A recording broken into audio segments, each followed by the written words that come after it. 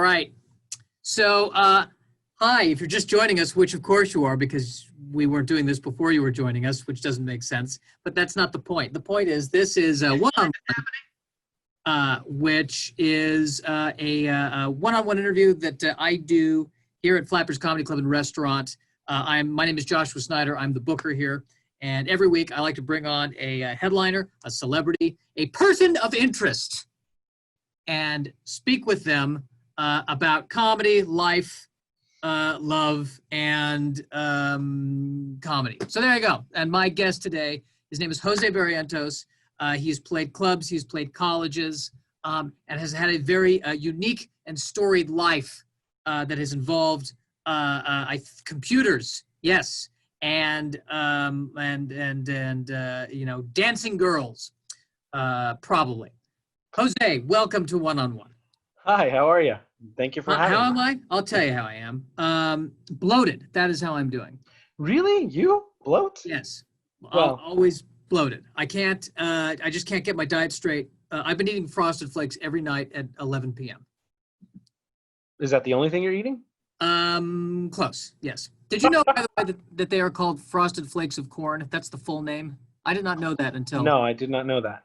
Yeah. Oh, okay. Well. I mean, it makes sense, but that's the words of corn must feel like crap because no one's been referring to that for years. Well, I feel like we all knew what it was. It's not as though it, you know, maybe in the beginning it was important to distinguish what the flakes were that were frosted. They had too many people going, flakes of what? What frosted? Yeah, exactly. Corn. It's corn, Ethel. It's corn. All right. Okay, fine. There it is. I'll tell you what I miss in this world of quarantine stand-up. My favorite part of stand-up is when the new joke works. Like you write the joke and it works and you feel great, and then every moment before that and every moment after that is horrible. For me, anyway. Okay. What do you know, because obviously, you know, we can't get up. What are you doing? What are you doing to satiate the part of you that needs to get up? How are you getting your jolly, your comedy? I find myself cracking jokes on the phone more than usual, or like when I order food and the delivery person gets there and I'm like, hey kids, like what do we got, what are you guys drinking, you know, and that kind of thing, and they don't necessarily appreciate it. Yeah, I don't know. I think I miss, I've been doing all the Zoom shows that I can, and that's a different experience in and of itself, just timing wise. And I think there's like the feedback is delayed, so you never know if you're bombing until you're like 30 seconds into a bit, which is the worst time to know that you're bombing. But yeah, no, I think anyway, what I'm doing I guess I'm calling friends and I think a lot of comedians are doing that. And just the image that I have is that you open the door and the pizza delivery guy is there and it's you and a stool going, okay, so these are a few things I've been working on. Pull out my notebook. What else do I want to talk about? Yeah.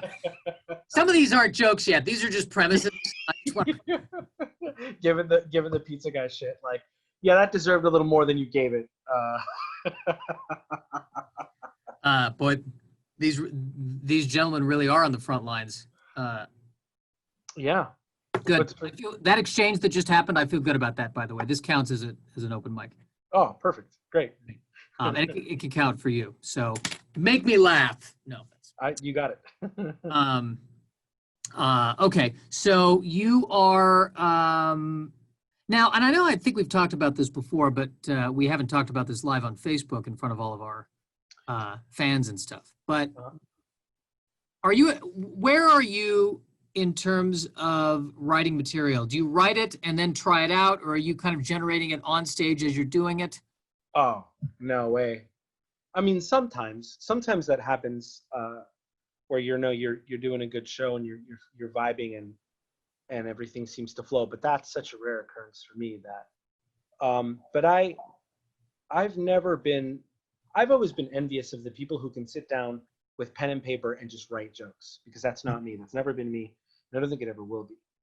I think my job as a comedian is not to hunt down the joke, but to recognize it when it's there.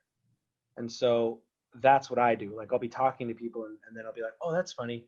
And then I'll jot it down and then I'll say it again and again and again until I find I require an audience. Like seldomly do I ever write something by myself.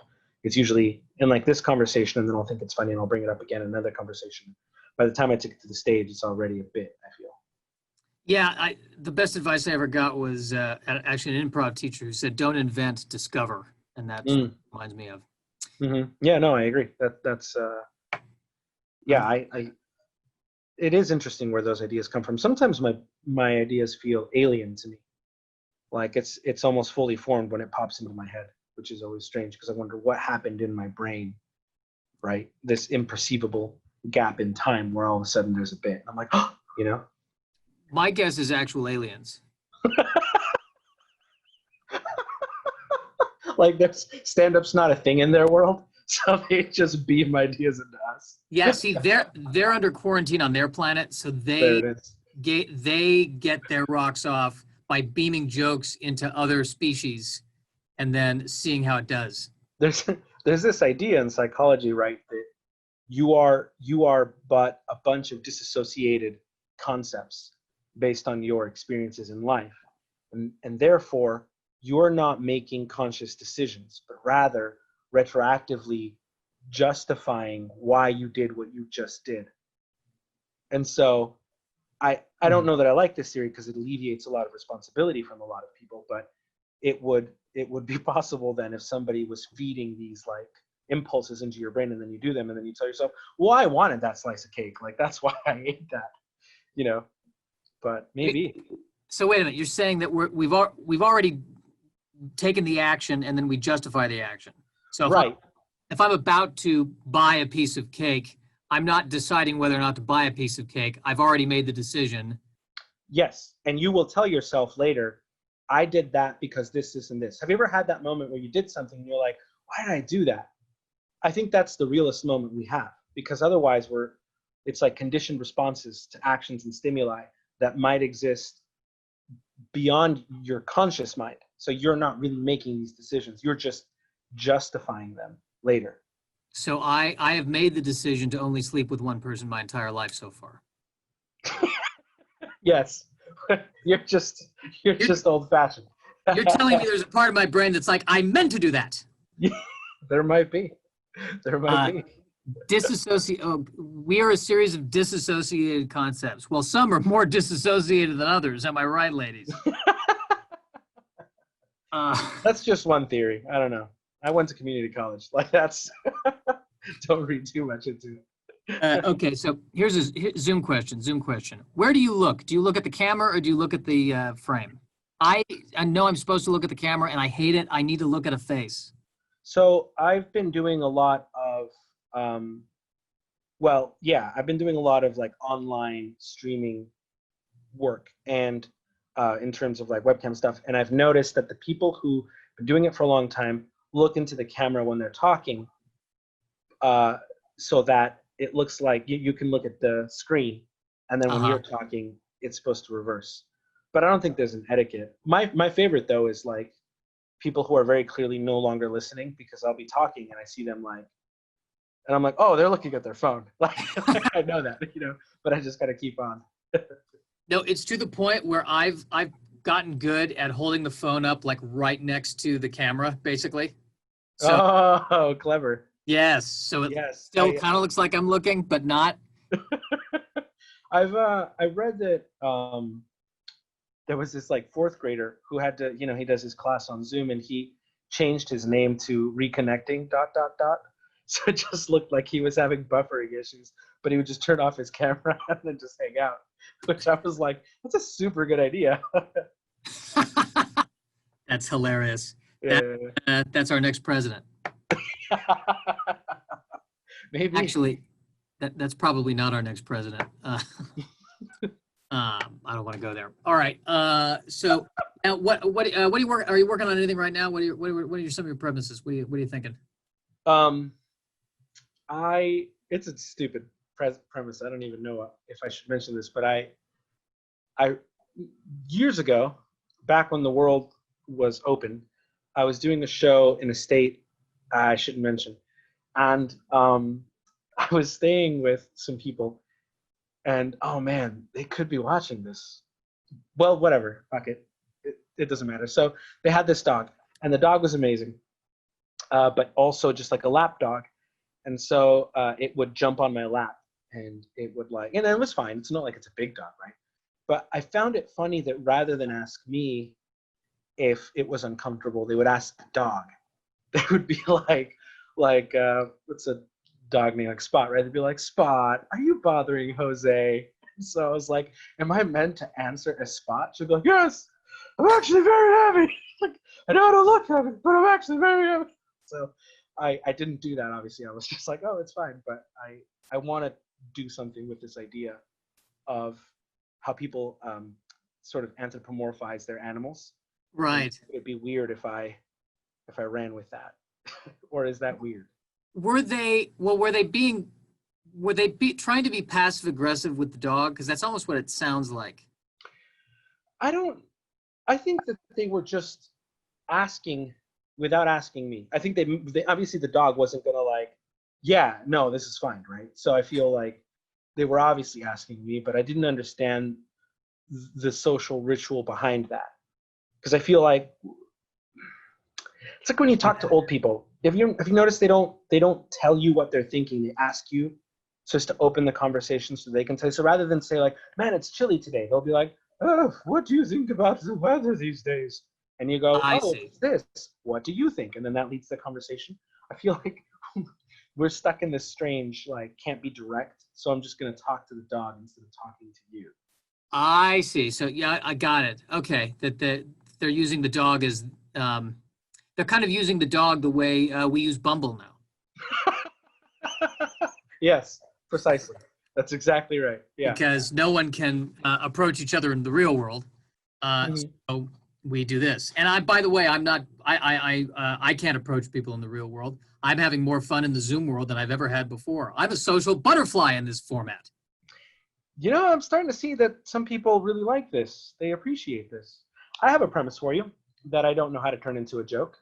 So you know my job, I'm a red team operator. I can't say who I work for, but my job is to hack into computers and then spread throughout the network and basically simulate advanced persistent threats. What other color teams are there? The blue team and the red team. The blue team is defense. So that's like your SOC analysts, your incident responder guys. Any defense is blue. Offense is red. Are there any other colors? There's purple teaming. That's where you work together, but it's just not my thing. Wow, that's Yes. pretty close-minded of you. I got to be honest with you. There's two colors. I don't care what anybody says. It's not a spectrum. That's quite literally a spectrum. This is how I get fired. Yeah, no, it's. And by the way, the purple team, that's how they should have ended the last Star Wars movie. I was hoping that it was going to be, with the light side and the dark side have to come together to form a whole. Didn't they know? Oh, I guess not.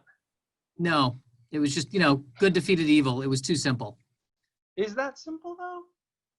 I felt like it came at great cost, right? Because I didn't think it was simple. What did you? I don't know. Well, you'd know. You like that stuff. There was a lot of judgment in the way you said that right there. It's not what I meant. Like, I didn't see. You're one of those piss hands. No, not at all. No, listen. I just got to Star Wars too late, I think. So, like, I didn't see the Star Wars movies until a couple of years ago. And so, in fact, I was doing a show with Greg Cashmanian, and we were driving, and he thought I was trolling. And I was like, I'm serious, I haven't. And he's like, everyone's seen it. And I'm like, not everyone. So everywhere we would stop, he would stop strangers and be like, excuse me, have you seen Star Wars? They were like, yes. And he's like, exactly. This guy is not. He shamed me the entire road trip. But yeah, anyway, no, but you liked it. So did you enjoy the Star Wars, the way that it wrapped up and all that? Okay, first of all, it's not the Star Wars, it's Star Wars. Let's, Yes. For God's sakes. Oh, God. Sound like Yes, Star Wars. I was watching the Star Wars with my. We don't call it the World War II, I guess. It's just World War II. So fair enough.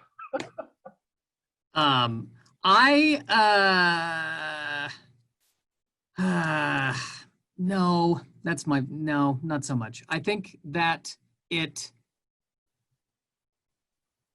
because they didn't plan it out. It just felt very uneven. These last three. Okay. It was Well, they switched. I had heard they had switched directors midway or something like this. well, that doesn't even. I think when it comes to those kind of franchises, it doesn't even matter if it's the same director or not. It just seems like the more that they really do plot it out, you can plant things and pay things off as opposed to just kind of winging it and kind of hoping it all comes together. And the other thing is, I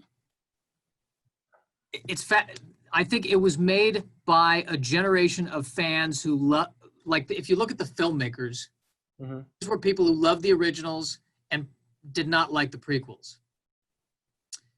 And what I was kind of hoping, since this is 7, 8, and 9 of a 9-part trilogy, was that they would have actually incorporated more from all of the other movies. And I think that would have been a good move too, because the generation after us, they love the prequels. That was their Star Wars. So I think it kind of, I think there was a missed opportunity there. That's a good point. In case J.J. Abrams is watching this. Well, my favorite Star Wars is Episode 2. So I'm just kidding. I love saying that because people always get really upset. No, yeah, okay. I guess, and this is the point, right, is that I don't feel an emotional investment into the story. Okay. So I was entertained. I loved the last 3. I thought they were great. I can see why people didn't like Episodes 1, 2, and 3. Just because the acting was really bad and I had trouble with Anakin because he would just go off on these tangents like what was it? He was like, Obi-Wan doesn't trust me. He never lets me do anything. And I was like, bro, relax. Come on. Like, you're being a little B. You're supposed to be Darth freaking Vader. So I thought that was lame. But yeah, I just didn't have, like, Harry Potter I read when I was 12 and I grew up with that. So for me, that's like, oh my God, I love this. So those films meant more to me than I think had I encountered Star Wars as a kid. It would probably. What Harry Potter house are you? Are you a Gryffindor or are you a Hufflepuff? Slytherin. Yeah. Really? Yeah. I think you would join Slytherin, but you'd fall in love with someone from Gryffindor, and at the end you'd switch over. You can't. That once the hat speaks, that's it. Yeah, I know other hats. That's fair. I'll take it. I'm actually, my next tattoo, not that it's Slytherin, I'm gonna get the Death Eater dark mark on my forearm next to that octopus. Isn't that the mark that means you're about to die? Are you trying to trigger me? Is that what's happening here? I'm just suggesting that maybe you don't get a tattoo that signifies death. Maybe. I don't know. It's Death Eaters. It's Lord Voldemort's crew. Oh, I got it. Okay. Yeah, but nothing wrong with the skull. Memento Mori, right? Remember you're mortal. Sure. But you probably. I think you know where I was going with that. Sure, that's fine. Jews aren't allowed to have tattoos. There it is. So I wouldn't get. I couldn't be a Death Eater, which. That's a bit. That's funny. I couldn't even be a part of it, which I'm not sure. And what a name for an organization. It's fine to have nefarious but do we need to literally eat death? What does it taste like? Maybe it tastes great. My indigestion, Voldemort. It's no good. I can't be doing this. Do they literally eat death? Is that?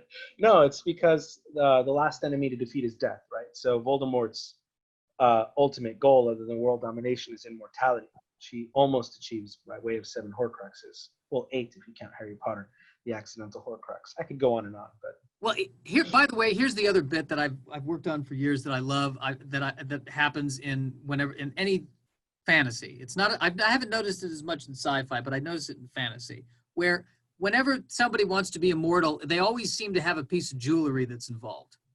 Whether it's, you've got the Lord of the Rings, you've got the ring, and Voldemort, it's like he went to a pawn shop, he got 7 objects, and then threw it all over the earth Like, isn't there a necklace? I mean, one of them's the snake, but the other one's like a necklace, and then there's a Nagini. gauntlet. Yeah, it's a diary. It's a ring, a necklace, a diadem, Nagini, the cup, and Yeah, I mean, I feel like if I wanted to live forever, I would probably put more of my essence in the giant man-eating snakes and less in the cups that can easily be picked up and crushed by somebody stepping on it. well, no, the Horcrux cannot easily be broken. In fact, you need really powerful magic to destroy them. That was the point. The thing about Voldemort was that he liked collecting trophies, evidenced by what he would steal from people at the orphanage he was staying at when Dumbledore first discovers him. Like he's an agent and he saw him jamming at an open mic. So it kind of fitted his personality. But you're right. I mean, if it were me, right, I would make my Horcrux, I don't know. I would make it a nuclear weapon. We both go down. Yeah. All right. You want a piece of this? You want a piece of this? Well, yeah, I think I would just make it something and then launch it into space. Because, yes. You know? Exactly. They live in the modern era. Make it the space shuttle.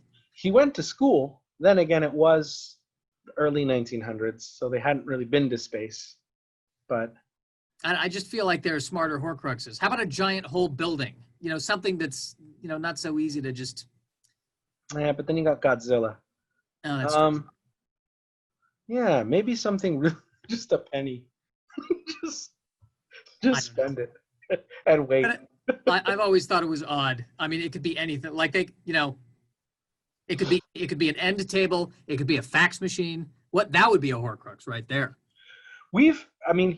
Humanity has always used totems, though, right? It almost goes with mythology. Like the original symbol of eternal life, one of the oldest, at least, goes back to the Egyptians, and it was the Ankh, right? So it looks like a cross, but with a rounded top. And then opposed to an uncle who's trying to sound cute. So he's like, yeah, exactly. And spelled differently, but yeah, I agree.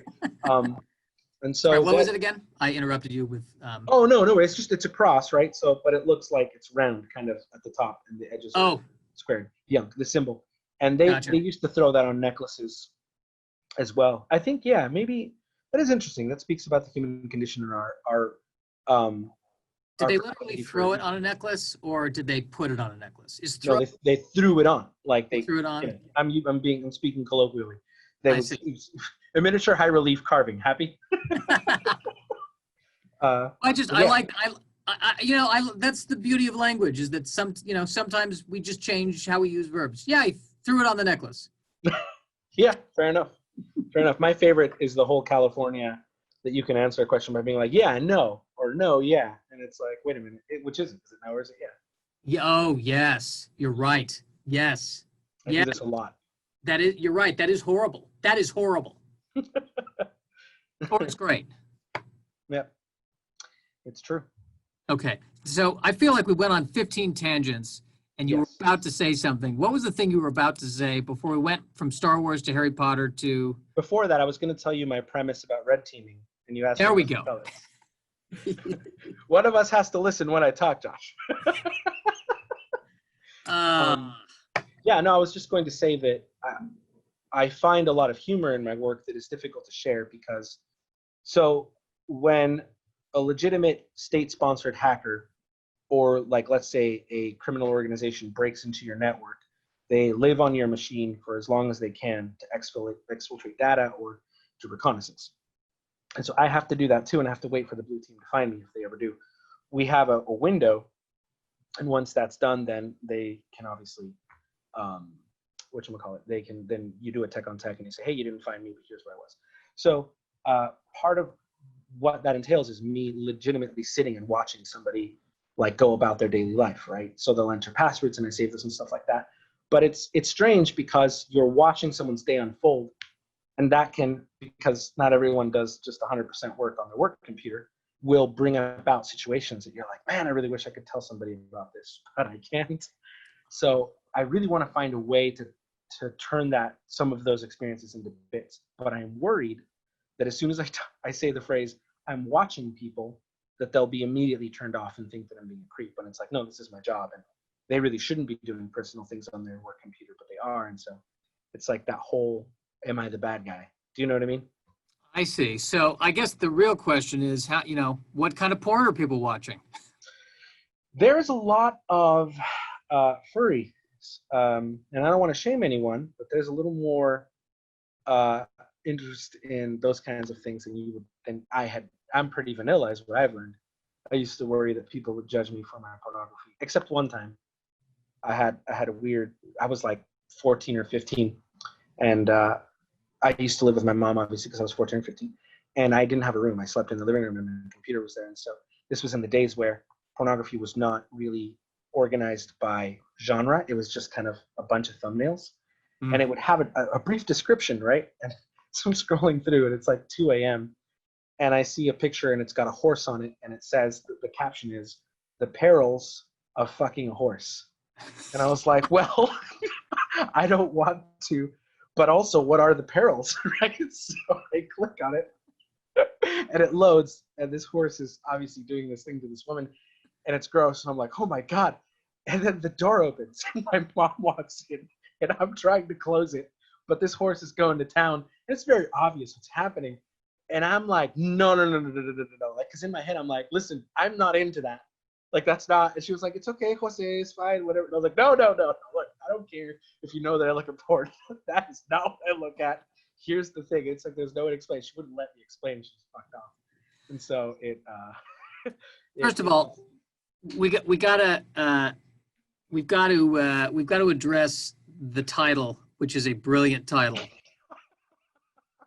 I know. I can't help but wonder if there's a companion piece called "The Advantages."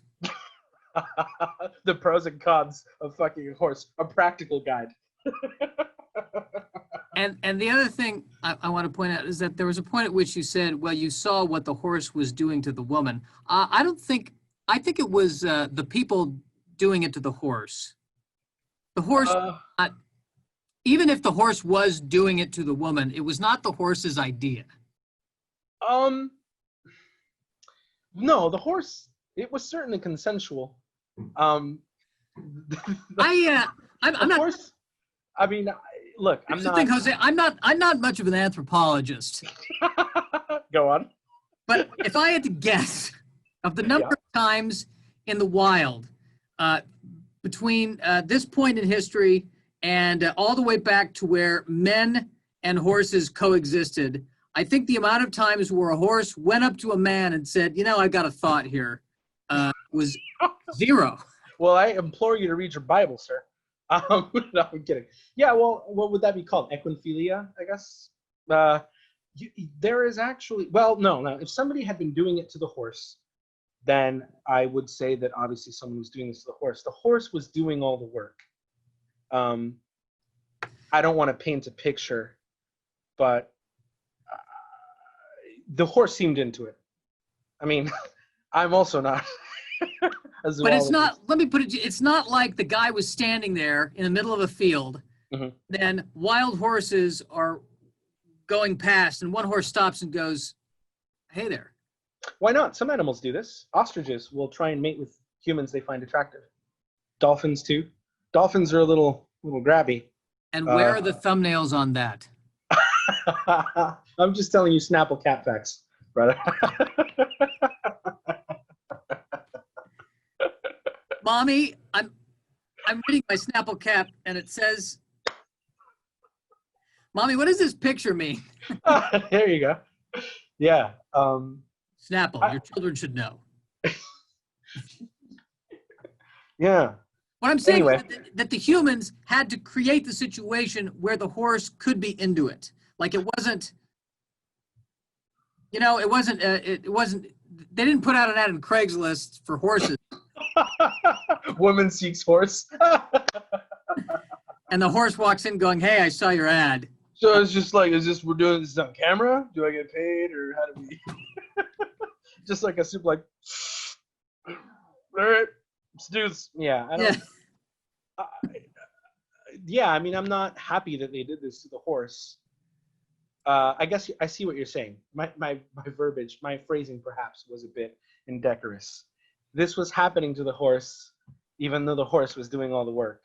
Yeah. See, that's how that. See, I'm trying to be. I'm not trying. I am. Like that's even if the horse consented. I mean, well, that's impo.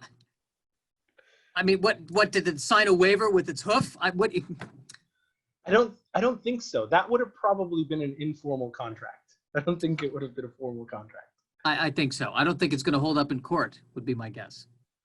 Well, three types of contracts, right? Formal, informal, and implied.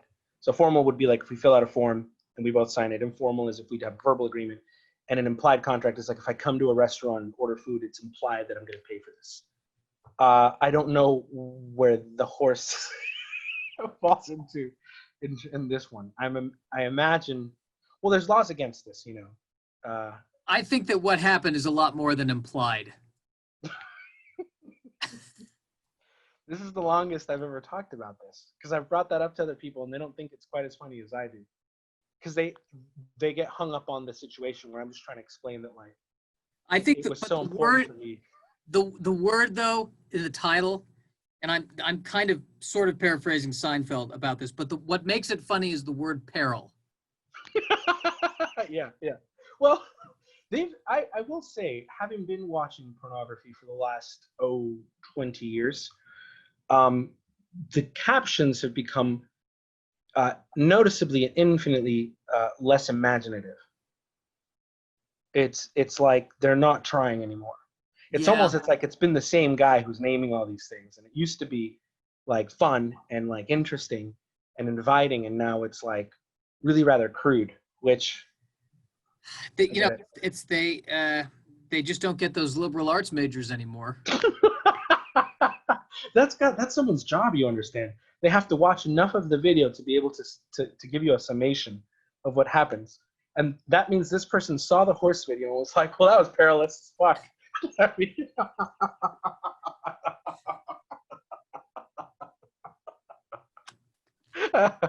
Well, there's an art to porn naming that's just not here anymore. You know, it's a lost art. It is a lost art. That's a solid point. And I'm glad we've both noticed this. It's gotten very, you know, it's what always happens. You know, capitalism wins. I don't think this is capitalism's thing because it's mostly free, right? Well, but these sites have to be making money somehow. Oh, sure, by way of adverts. The ads, yeah. Some of them have scripts to do Bitcoin mining, which is very clever. They're also selling subscriptions. Well, what is that called? Affiliate marketing, I believe is the term. Wait, the Bitcoin mining, what does that mean? So there's a script on your computer, a JavaScript on the website, loads browser side, client side on your end, and it will use your computer's resources to mine for Bitcoin while you're on the website. So it's not the best model because most people don't stay on porn sites very long. At least I don't. But I think I didn't know. You mean that what is it? Are Bitcoins like the things that Mario collects to get bigger? Are they just floating out there and you find them and? No, you're facilitating resources for the blockchain.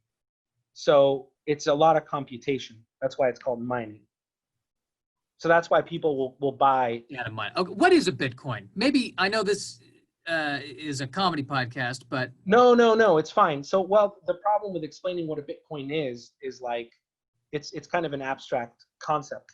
Like it's a specific string of information that we decide has value, but it's volatile. It's not real. It doesn't exist. No, I'm not kidding. It's true. Like the dollar was once backed by gold, and it isn't anymore. The dollar has value because we say it does, right? And so, I mean, there's still gold, obviously, but I don't want to talk about inflation. So there are friends on either side of this political. So a Bitcoin, so it's just a string of information that is unique to itself, part of the blockchain that has value because we say it does. And that's it. Like you are doing this long computation, and once you have finished the entire string, you have a Bitcoin, and that can be added to your wallet. So basically it's like a math problem that has value? Yes. Wow. Yes. That's a great way to put it. I mean, and you know what? And it makes sense because we can say if enough people collectively agree on something, it is so.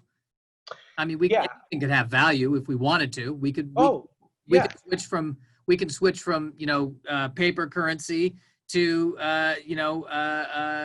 snakes, like with Voldemort. We could or old cups, and I'll trade you a chalice for a necklace, or we could or this highlighter. If 1 million people agree that this is worth $1 million, it's suddenly $1 million. Yeah, well, value is subjective. I mean, it's not like it used to be with practicality, because when you used to barter with, by the way, I'm no expert on Bitcoin, so that's the best summation I can give you on that. But there's books and books and articles you can read about it. But I still think it's a coin, so you're way ahead of me. well, people will print their wallet number on a coin because that's unique to them. But like gold was valuable because it didn't rust, and it was it's malleable, so you could easily turn it into something that's very pretty. And now gold is valuable also because it's the world's best conductor. To my knowledge, I don't know if we've synthesized something that can conduct. What do you think it conducts better, John Williams or Mozart? Mozart. gotta go. Although John Williams, Phantom Menace. Huh? See? Oh yes. Things. Yeah, but anyway, we haven't had to barter. I mean, money is valuable because we say it is, and I'm glad that we do, because I benefit greatly from society. So I'm not like hoping that this collapses, because I don't know what I would provide. I was thinking about that the other day, like what would I do with my life if I weren't in America, if I couldn't pursue hacking as a career in comedy, because I was born in Mexico, if I grew up in Mexico, I'd probably be like a narco, because I mean, you laugh, right? But seriously, think about it. Like, I'm good at crime. I found a way to monetize it legally here in the States. But I mean, I wouldn't be a gun for hire, but I'd probably be like, I don't know. I feel like, because I'm shit at school. Like, I don't even have a high school diploma. So, yeah, I don't know. I think I can see you working for the cartel, but I think in the finance part of it. The guy who does all the scams to launders the money. Maybe. Like, I don't know. I think I'd probably. I'm really good at like you wouldn't be the one doing the execution or running the drugs. You'd be saying, guys, I think do we want to go for the Kaiser plan, for the gold, or for the silver plan? What do you guys? Yeah, I'd be HR. No, I think so. Like, I think my talent lies in looking at systems and figuring out how to defeat them. If I'm good at anything, it's that. So I probably would help run drugs, even if I didn't do it myself. I would design covert methods of getting shit from point A to point B. That's probably what I would do. Is this I don't know. A confession? Huh? Is this becoming a confession? No way.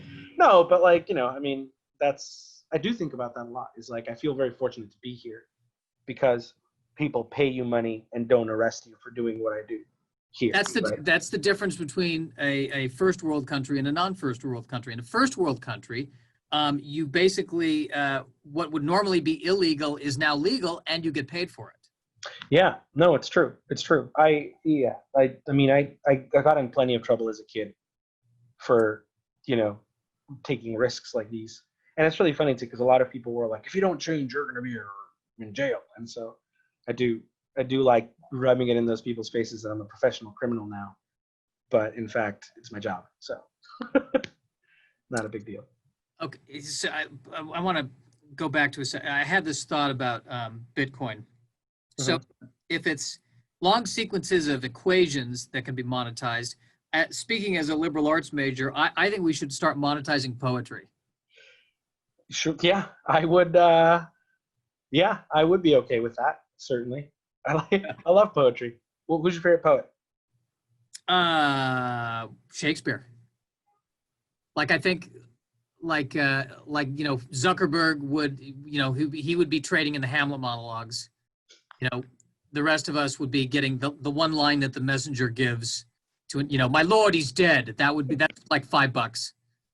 With light through window yonder breaks, which is the east. Juliet is the sun. Yeah. Yeah, that's pretty high up there. That one's like a mansion. Oh, fair enough. Okay. I like Shakespeare a lot, actually. How was my?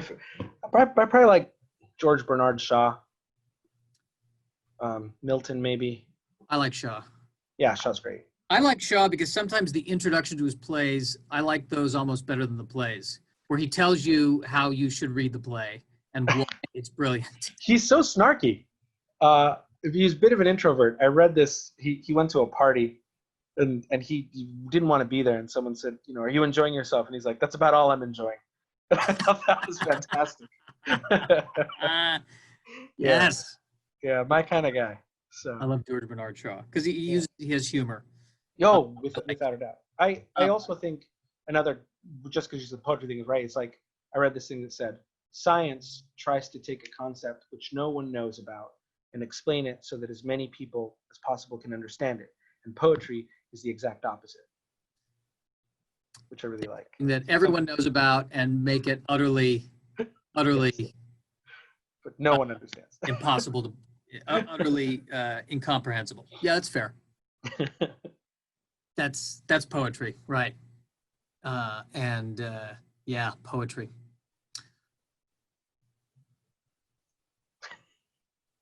I always take one awkward pause in every podcast I do. Was that awkward? That wasn't awkward for me. Oh, it was for me. In my mind, I was like, no, there can't be silence. This is a live stream. There can't be silence in a live stream. I quite enjoyed it. I thought we were good. Well, okay. Yeah, that is true. Dead air. Maybe it's because I feel like I'm your guest, and so therefore it's on you. I don't feel the Exactly. need to. Oh, wait, I'm the one leading this. I'm sorry. I didn't know. Okay, I like. Listen, I like where we're going. I like all the hacking information. That's fascinating stuff. What is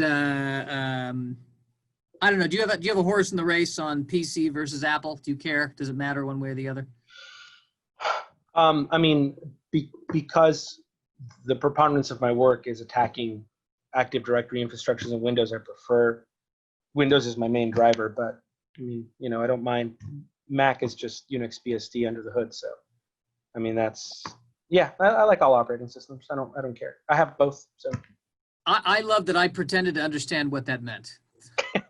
It means that the Mac operating system floats on top of Unix, which, I mean, like all of the de facto operating system for hacking is Linux. Why? Because it has Bash. You can script things, and it's like designed for being open source, and you can tinker with it. You can create tools really quickly to hack into computers. But there's two levels, right? So to be a professional hacker, the first big level you can get to is called penetration testing. And so penetration testing is like, imagine that your computer's a house. You would bring in a pen test team, and what they would do is they would go through all your locks, all your windows, and they would look at how criminals would break in, and they would be like, well, your locks suck, so we're going to get you new locks, and your windows suck, so we're going to get you new windows, and your appliances are vulnerable to this, and your hide of key is really obvious. And so you'd be like, thank you for this gigantic list, and I'll get on that. And there's a higher level called red teaming. And what red teaming is that we realize that criminals don't actually come to your house that way. They will try one door or one window, and they'll be very sneaky when they come in. And so they won't bring in heavy machinery, and they won't try really, it's all very quick. So in that regard, I don't get to use a lot of hacking tools. I have to live off the land, because if I'm on an assessment and I download this huge tool to help me do this thing, the blue team will detect it. So I have to use Windows internals to do that. So what I'm getting at is, if you're doing pen testing, Linux would be or Unix would be your operating system, but Linux.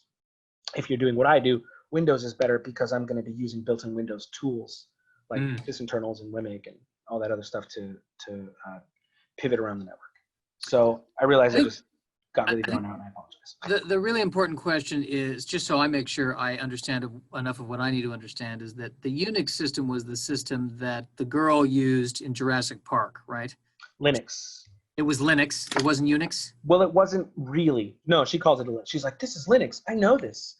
He's like, I thought it was Unix. It was Linux? I'm pretty sure it's Linux. It might be Unix. I think it was Unix. Jurassic Park. This is a Unix system. Oh, you're right. You're right. When you're right, you're right. She said it's Unix. So they built the first Jurassic Park on Apple, basically, right? Isn't that what that means? No. They could have. They didn't. So it's basically the same thing, man. We're just talking about kernel differences at that point. But Mac operating system, the GUI, that which you see is all living on top of that base operating system. That's open source. So you can download Unix or Linux and you can build on top of it, and people do. So you have different flavors like Ubuntu and Fedora and Red Hat and so on and so forth. Windows is not open source. It's its own proprietary system. So the reason that Mac, for example, is more stable than Windows is because the people who built the calculator are the same people who built the calendar, who built the desktop, who built the browser. Windows, it's kind of outsourced and all over the place. You know, it's like maybe the team that built this thing might not be the team that built this thing. It doesn't work together very well. It doesn't integrate well. That's why it crashes a lot. But it's to use the Mac operating system, you have to have a Mac. Windows, it doesn't matter if you have Dell, if you have IBM, if you have this or that. Like that's why it's more prevalent and thus more common. I see. And either way, we live lives of quiet desperation. Yes, and still the futility of death is unavoidable. Or not the futility, the unavoidable. Yes. Hence the Death Eater. Yes, full circle.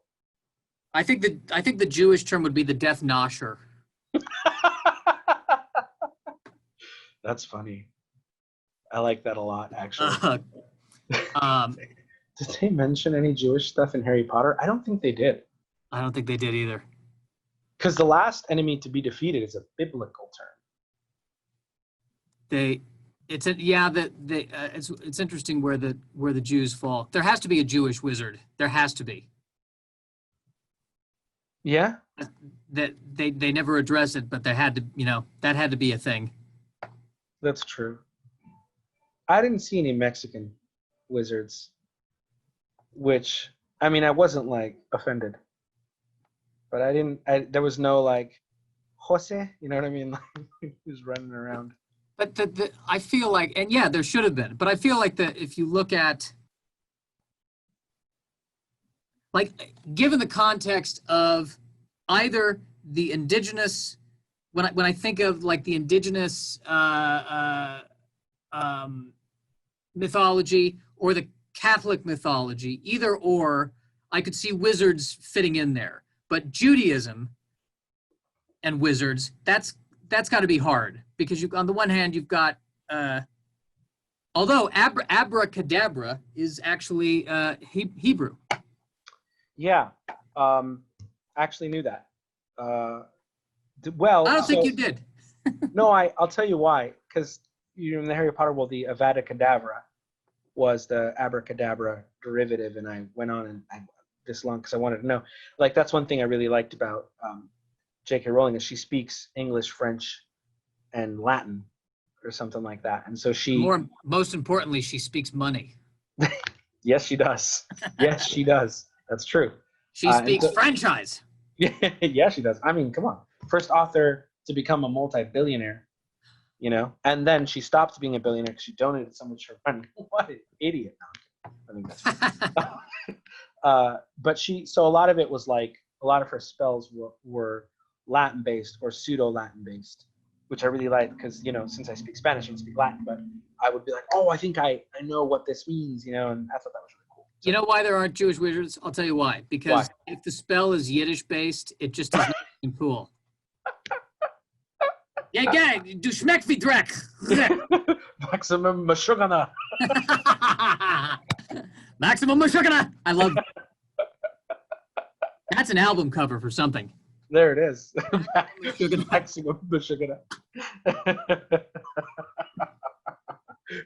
Maximilian Potterstein. Hit me with the Mashugana smell. Now I'm verklempt. There it is. There it is. Oh, man, that's fantastic. I really like that, actually. You should tweet this to her. Maximum Mashugana. Yeah. Yeah. Crazy. That is crazy. No, I think my favorite part about Harry Potter, especially the last one, was it was fun to watch the bad guys get killed by total nerds and geeks. That was fun. What? Well, if you think about it, I mean, the person who dealt the death blow was Neville Longbottom when he chops the snake off. Well, that didn't kill Voldemort, though. Voldemort killed Voldemort. But that was he needed the last Horcrux, though. Well, second to last, Harry being the last. That's true, but that, see, here's the thing I liked about her writing particularly is that, so I don't like lazy writing in any media that I consume. The whole, God and the Machine, the Deus Ex Machina, not a fan. And I'll follow any story so long as you have a good reason, an authentic reason for this to be this way. So I didn't feel like she just took a nerd and was like, and now he's the hero. We saw his arc and evolution, which gives the notion that she had planned this all out from the beginning, very similar to, because it was like Neville's arc was perfect for the hero that he became, right? And there was nothing that happened in that story that I was like, oh, this is really forced, or this was lazy. Everything fits so cohesively, and it was mapped on a brand new. Although she did say that if she had to do it over again, she would have had Harry get with Hermione. Did you remember that when she said that? She did say that, right, because she said Hermione was out of Ron's league, and that romance was born out of sort of like this early idea. But she stuck to it, you see. She didn't wreck it. And then, Dumbledore being, he was gay for pay. I think it was that she had revealed, which...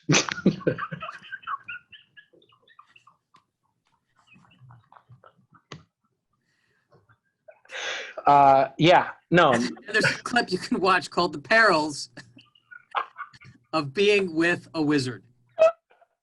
Yeah, nothing felt lazy. There was only one continuity gap that I found that didn't make sense to me, and because this is super important, I'm going to tell you. So, in book 4, I know there's people watching this that are like, "Fucking hell." That's fine, as long as you just say it by going. Oh, there it is. Well, I wish I don't have asthma, but Wormtail shows up. I actually think I do. Here, let me help you. Oh, there it is. Oh, perfect. Now we're solid. So Wormtail shows up and he helps Voldemort resurrect. The thing is, he then gives Voldemort... You need a prescription for that? Yeah, actually. Sorry. But he gives Voldemort his wand. Like, he has Voldemort's wand. Mm-hmm. And so, but Voldemort killed Harry's parents, and that was his demise. How the fuck did Wormtail get Voldemort's wand? So someone had to give it to him, which means that Voldemort was not alone when he attacked the Potters. And that's never been explained to me. Or maybe the baby's sitting there and the parents are dead and Voldemort's dead and the wand's on the ground and somebody comes and gets the baby and the wand's still sitting there, and then the realtor, when she has to sell the house, wand included, picks up the wand and goes, "What the hell is this?" Takes it to a pawn shop, and Worm whatever his name is, Wormtail finds it. Peter Pettigrew. Maybe.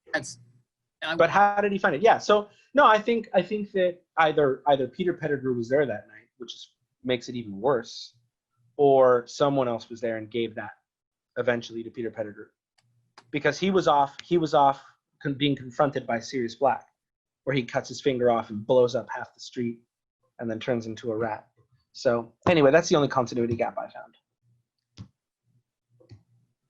Yeah, I know, super interesting. No, I'm riveted. By the way, this is a bit I've used before. Like I read the first book, and I've seen all the movies, but I just want to go ahead and say I've read all the books. You have not. I think I have. I think I can say that.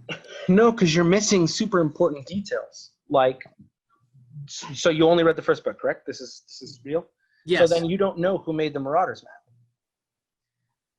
I don't know. By the time it got to the last movie, I finally felt, when I was watching the last Harry Potter movie, the way all the people who watch Star Trek or Star Wars feels who are not fans. Because I literally, it was like, okay, well, I need to get the goldenrod to get the Bumbersnatch to type into the Flippamagatic. And I'm like, I don't understand anything that anyone is saying. He's got to get a ball and he's got to throw it at someone else. And then there's Warwick Davis. And there's a dragon who we feel bad about, but we don't. I don't know. Yeah, that's fair. There is a lot going on, and the movies are obviously necessarily rushed because you can only cover so much into. I mean, they split 7 into 2 movies for crying out loud. I'll guess who made the Marauders map. I think it was the horse. It was a consensual endeavor. No, it was Harry Potter's dad and his 3 best friends, Sirius Black. I was in the movie. No, it's not. You sure? I thought it was in someone's flashback. We're going to make the map. Nope. No, they explain it in book 3 in The Prisoner of Azkaban because they figure out that Professor Lupin is a werewolf. So they like explore the grounds. And because they got to know Hogwarts so well, they made a map, a magical map that so they could use it to like basically, dodge the fuzz. Do they need to say that it's magical when everything in the damn place is magical? I don't think that they specify that it's magical because it's pretty obvious given the ink. Yeah. But maybe. No, I don't think so. You'd have to read it. Yeah. I won't. I won't be doing that soon. Audible. No, I'd rather listen to podcasters be neurotic. Okay. I'm good. I get it. Good versus evil. I got the idea. Yeah. I mean, I'm not going to sell it to you this late in the game if you're not interested by now. Then, and that's how I feel with Star Wars because I feel bad because I see the passion, and people have tattoos, and they get so upset when I say Phantom Menace is the best. No, sorry, Attack of the Clones. Or is it Phantom? One of the two. Clone Wars. You know what I mean. Same difference. I see it. So isn't it fascinating? I could love something so much that you just abjectly dismiss.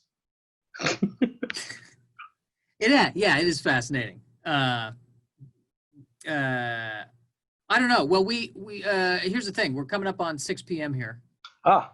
And does it time? Time really flies when you're talking about horse porn. Can you tell me that that's a first? Oh, was that a first on your podcast? On the live shows we've been doing, yes, I would say so. Oh God. That's what the title of this should be. Time flies when you're talking about horse porn. The perils of how time flies when you're talking about. The perils. I love the perils. I just realized I'm friends with a lot of people that I probably should not have said that story in front of. But here we are. That's comedy, baby. They got to learn sooner or later. All right. So listen, you are headlining our virtual room tomorrow. Yes. It's 7:30 p.m. 7:30. There we go. I'm the one who put it on the damn calendar. Tickets are available at flapperscomedy.com. What else you got to promote? What else is coming up for you? Any books, CDs? Nope, that's it for now. I'm working on a lot of stuff, but nothing that is available yet. But there are big things in the works. Big things in the works. Jose, it's always a pleasure. You've been a great friend of the club in addition to being an awesome comedian. Thank you. Super nice and always here to help navigate, help us navigate when we have perils of our own. Well, my pleasure. I feel like Flappers is family, so I guys have always treated me like that, and I'm happy to reciprocate. Perfect. And then so visit flapperscomedy.com. We've got a lot of awesome events coming up too, so be sure to check that out. This has been your one-on-one. This has been Jose Barrientos. I have been Joshua Snyder, and this has been an interview show. Boom. That was fun.